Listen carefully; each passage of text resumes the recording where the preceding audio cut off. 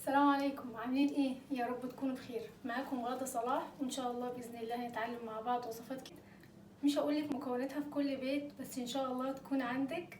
تيجي تعملي اشتراك لو لسه مشتركتيش في القناه، وتعملي كومنت جميل كده او لايك للفيديو، وتشاركي الفيديو علشان اصحابك وحبايبك يجربوا الوصفه.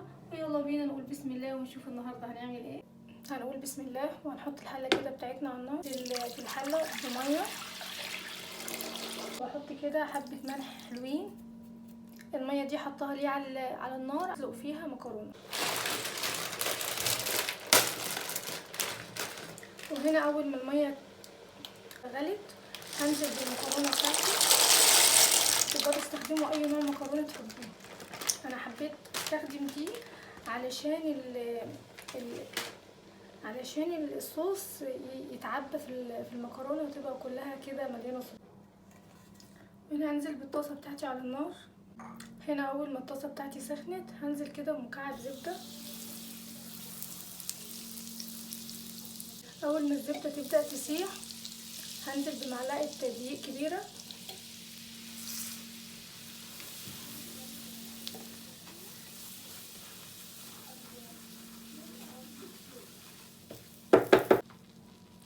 اول ما احس الدقيق كده ريحته بدات تفحفح هنزل بكوبايه لبن.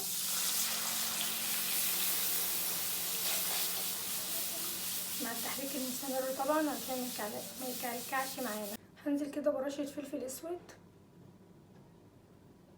هنزل بنص مكعب مرقه، طبعا اختياري تقدري تستغني عنه. ومعلقه جبنه كده مطبوخه، كيري شيدر اللي موجود. 2 مثلث جبنه نستون. وهنا حبه بابريكا حلوين كده علشان اللون، دي حاجه اساسيه. واخر حاجه يا جماعه جبنه موتزاريلا طبيعي عشان يبقى الطعم كده غني. دي طبعا مش اختياري، ده اجباري. حبه كده حلوين.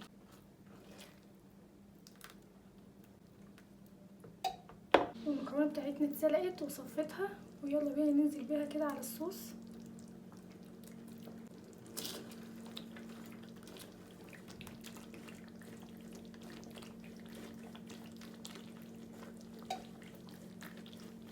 كده بقدونس او كزبره، اي حاجه كده للتقديم.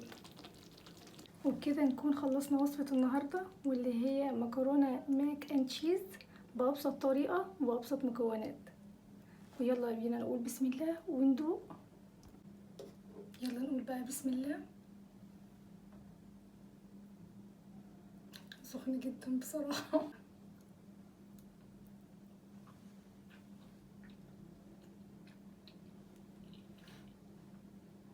الله الله الله، تحفه. اللهم بارك، ولا غلطه ولا غلطه. جميله جمال ملوش وصف، لازم تجربوها. وهدوء تاني. بسم الله.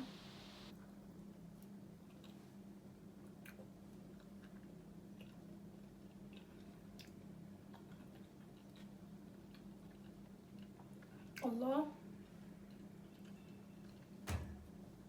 الله الله الله يا جماعه، حقيقي بيرفكت ولا غلطه. ما تنسوش اولا شكرا ليكي لو لسه بتتفرجي على الفيديو لغايه دلوقتي. ما تنسيش تشتركي في القناه لو لسه مشتركتيش، وتعملي لايك وكومنت جميل كده، وشاركي الفيديو لاصحابك وحبايبك عشان يجربوا الوصفه. السلام عليكم.